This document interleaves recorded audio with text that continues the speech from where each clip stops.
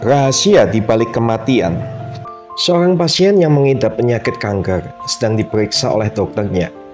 Sebelum dia meninggalkan ruang dokter, dia berkata kepada sang dokter, "Dok, sesungguhnya saya takut mati. Apakah dokter mengetahui rahasia kematian itu? Tolonglah ceritakan kepadaku apa dan bagaimana keadaannya di alam baka itu." "Aku tidak tahu," kata dokter dengan suara tenang. "Dokter tidak tahu?" tanyanya sambil mengangkat bahunya. "Bukankah dokter itu seorang Kristen?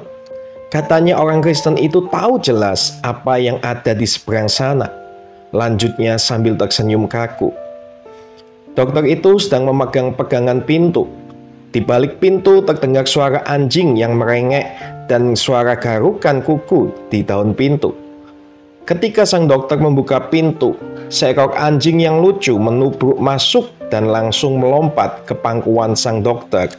Ia tampak senang dan bergairah di pelukan dokter, tuannya yang menyayanginya. Mendapat ilham dari Tuhan, sang dokter memandang ke pasiennya dan berkata, "Apakah kau memperhatikan anjing saya ini? Dia belum pernah masuk ke ruangan praktek ini. Dia tidak tahu apa dan bagaimana keadaan sebenarnya ruang praktek saya. Yang dia tahu adalah bahwa di dalamnya ada tuannya. Dan ketika pintu terbuka, dia langsung menabrak masuk tanpa ketakutan. Karena dia tahu ada tuannya yang menyayanginya. Itu saja sudah cukup baginya." Sambil tersenyum mantap, dia lanjutkan, "Demikian pula dengan rahasia kematian. Saya hanya tahu sedikit saja tentang apa dan bagaimana keadaan alam baka di seberang sana.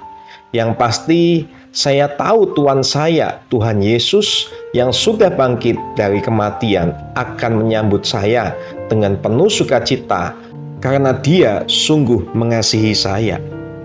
Bapak Ibu Saudara, Tuhan Yesus Kristus yang telah mengalahkan maut, bukan saja menjanjikan pengampunan dosa bagi mereka yang percaya kepadanya, melainkan juga janji kebangkitan tubuh yang baru, yang mulia, yang rohani, yang surgawi. Tubuh yang tidak akan sakit, rusak, atau binasa. Alkitab berkata, karena sama seperti semua orang mati dalam persekutuan dengan Adam, demikian pula semua orang akan dihidupkan kembali dalam persekutuan dengan Kristus.